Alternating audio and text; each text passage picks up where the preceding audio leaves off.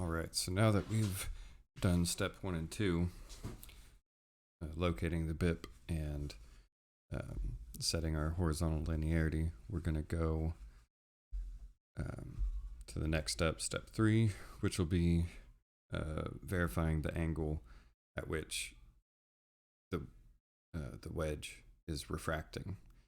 So if you look here on this wedge, it says 70 degrees.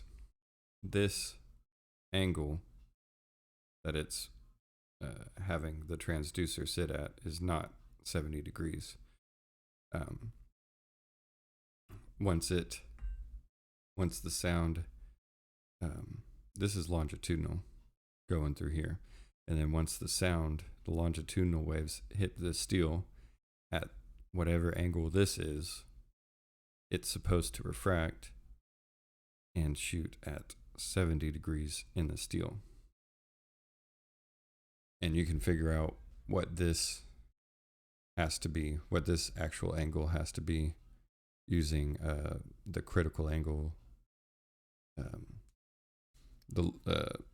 Snell's law, to find the angle of refraction. You can do it in reverse and see how the wedge manufacturers figure out at what angle to put this to the scanning surface. So we're just going to verify that real quick. So we got our IIW block. Just going to flip it over. All right. So we got all these tick marks right here. 60 degrees, 65, 70, 75, and 0 for shooting down in there. But we're not talking about on this video. So you have 60, 61, 62, 63, 64, 65, so on and so forth. So now that we know where our BIP is, which is right where it says it is, but up just a hair. So we know where the sound is actually exiting. So if we're scanning, back here, and really we're thinking we're at 72.5 degrees, which would be outside of code's tolerance, we would actually be right at 72, which is within code's tolerance, or vice versa, where if we're scanning right at that, which is 68, and we're thinking that the wedge is in tolerance, our actual BIP is right ahead of the scribed line, and we're actually out of tolerance.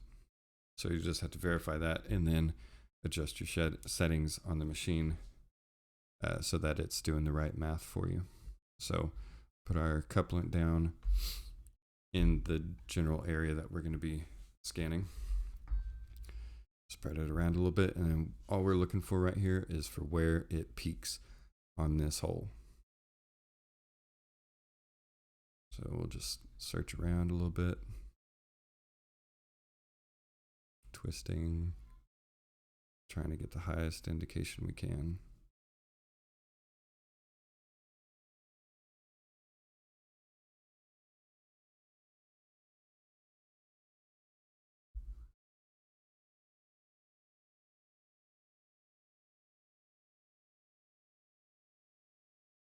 All right.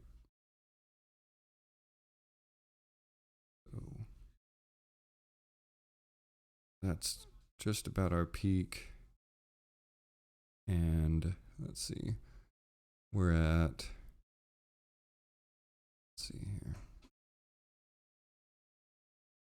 We are pretty much dead on 70 degrees, maybe 70.1.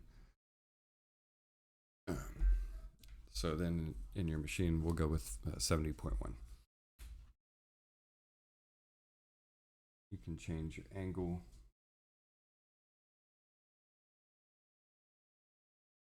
We'll do 70.1. You can do the same thing on the crop Kramers. And that's how you find or verify the angle of refraction. And if you're incorrect on your BIP, the angle that you put in your machine will be wrong. So that's why it's important to do these in order, but they all are equally important. So on the next video, we're going to be setting our reference level.